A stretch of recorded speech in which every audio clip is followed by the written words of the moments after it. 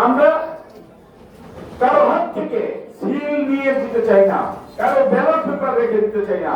আমরা চাই সুন্দর স্বচ্ছ একটি নির্বাচন, যে নির্বাচনে মানুষ তার ভোট অধিকার প্রয়োগ করবে হেসে খেলে। নির্বাচনে মানুষকে ভোট দিলে তার পছন্দ মতো যাকে নির্বাচিত করতে চায় সেই রায়টা দেওয়ার কথা সুযোগ দিতে হবে।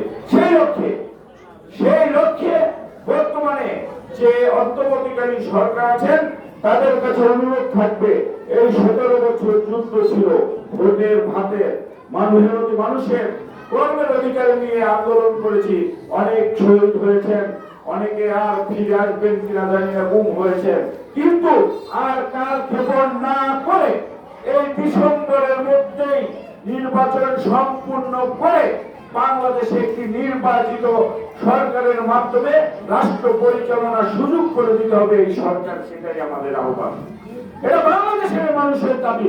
আপনারা ভোট চান না? আপনারা কি ভোট চান? আমরা ভোট দিতে চাই।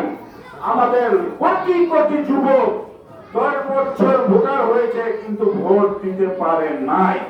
আমরা সকলে ভোটে দিতে চাই, ভোটের অধিকার বাস্তবায়ন করতে চাই এবং বাংলাদেশে নির্বাচিত সরকার দেখতে চাই।